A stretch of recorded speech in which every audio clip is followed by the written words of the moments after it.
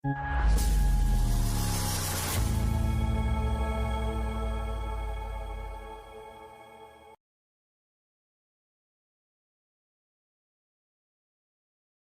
Amorim tengah berada di sorotan setelah Manchester United memulai musim Premier League dengan hasil buruk.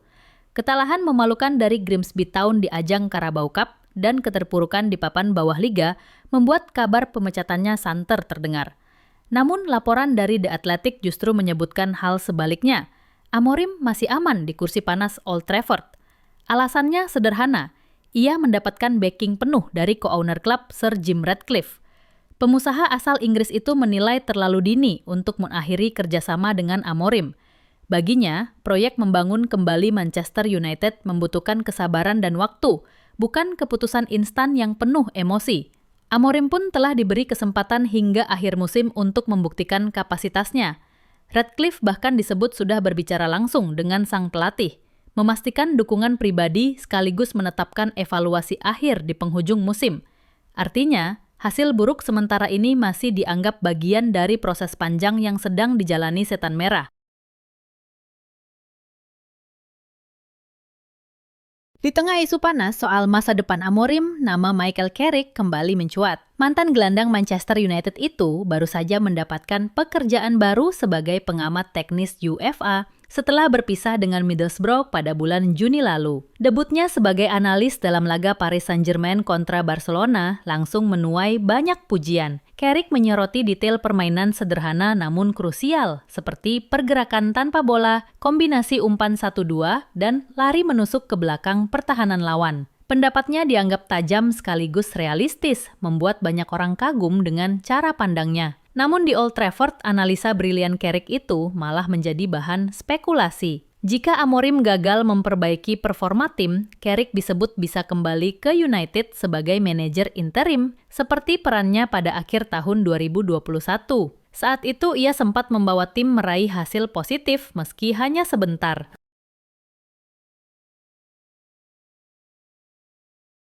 Nama Oliver Glasner juga ramai disebut sebagai calon pengganti Amorim. Bersama Crystal Palace, ia sedang menjalani periode luar biasa dengan catatan tidak terkalahkan dalam 18 laga. Bahkan, kemenangan mengejutkan atas Liverpool membuat reputasinya semakin melesat.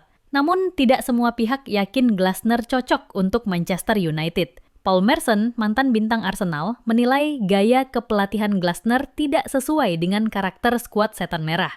Pelatih asal Austria itu dikenal gemar menggunakan formasi 3 back, sistem yang menurut Merson sulit dijalankan di United dengan komposisi pemain yang ada saat ini. Merson tetap memberi pujian pada Glasner yang berhasil menyatukan tim Palace dan membuat para pemain nyaman dengan perannya. Akan tetapi, ia menegaskan bahwa kehebatan seorang manajer tidak selalu berarti cocok diterapkan di klub sebesar Manchester United. Selain itu, tekanan di klub sebesar United jelas berbeda dari suasana di Selhurst Park. Mengelola pemain bintang, menghadapi sorotan media global, hingga dituntut meraih trofi setiap musim adalah tantangan yang jauh lebih berat. Karena itu, meski Glasner bersinar di Palace, belum tentu ia mampu menanggung beban ekspektasi raksasa Old Trafford. Selain isu pelatih, Manchester United juga dikaitkan dengan rencana transfer jangka panjang. Salah satu nama yang masuk radar adalah Adam Wharton, gelandang muda berbakat milik Crystal Palace. Ruben Amorim disebut sangat menyukai karakter Wharton yang dinilai cocok untuk memperkuat lini tengah Setan Merah. Meski begitu, United harus bersabar. Wharton baru bisa dilepas pada tahun 2026 sesuai kesepakatan antara sang pemain dengan Palace. Tidak hanya itu, harga yang dipatok juga sangat tinggi, yakni di kisaran 60 hingga 65 juta pound sterling. Palace menilai nilai tersebut wajar untuk gelandang dengan bakat besar dan potensi masa depan cerah. Menariknya, Manchester United tidak sendirian. Rival mereka, Chelsea, juga dikabarkan siap ikut bersaing dalam perburuan tanda tangan Wharton. Kehadiran Wharton dianggap bisa menjadi solusi jangka panjang bagi lini tengah United yang kerap dikritik rapuh dan tidak konsisten. Dengan usianya yang masih muda, ia dinilai dapat menjadi investasi berharga untuk proyek pembangunan tim baru. Namun dengan bandrol setinggi itu, keputusan membeli Wharton harus diimbangi dengan perencanaan yang matang agar tidak berakhir sebagai transfer sia-sia.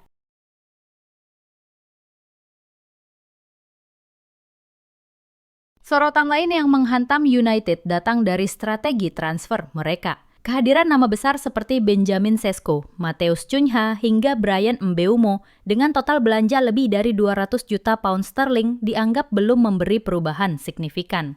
Mantan bek Premier League William Gallas bahkan menyebut pembelian Mbeumo sulit dibenarkan. Menurutnya, United menghabiskan uang terlalu banyak tanpa benar-benar meningkatkan kualitas inti skuad. Ia menilai starting 11 United saat ini masih terasa sama seperti musim lalu.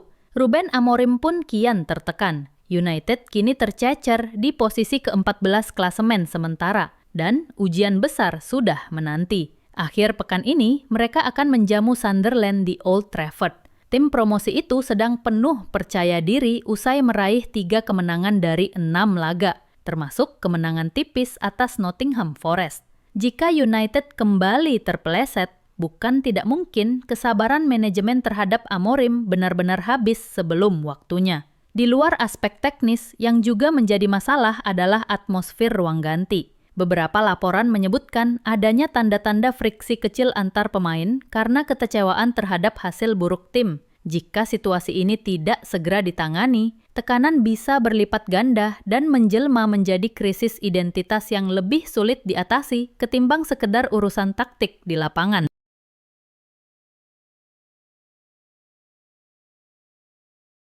Anthony akhirnya buka suara soal pengalaman pahitnya di Manchester United setelah resmi pindah permanen ke Real Betis. Dalam wawancara dengan ESPN Brazil, winger asal Brazil itu mengaku kurang dihargai dan tidak mendapat sambutan hangat di Old Trafford. Ia bahkan menyebut hal-hal sederhana seperti sapaan sehari-hari pun tidak ia rasakan, sesuatu yang membuatnya kecewa sekaligus memengaruhi performanya di lapangan. Meski masa pinjamannya di Betis berjalan sukses dengan 9 gol dan 5 assist dari 26 laga, proses kepindahan permanennya sempat berliku. Anthony menceritakan dirinya harus menunggu lebih dari 40 hari di sebuah hotel dekat bandara Inggris hanya demi kejelasan transfer. Pada akhirnya, Betis menebusnya seharga sekitar 21,5 juta pound sterling, memastikan sang winger menemukan rumah baru di Sevilla. Kendati menyimpan kekecewaan, Anthony tetap berterima kasih kepada United atas 2 trofi yang pernah ia raih di sana. Ia mengakui faktor eksternal turut mengganggu performanya setelah ditebus mahal dari Ajax, namun menegaskan semua itu dijadikan pelajaran berharga. Kini, bersama Real Betis dan di bawah arahan Manuel Pellegrini, Anthony merasa lebih dihormati serta optimistis bisa kembali menunjukkan kemampuan terbaiknya.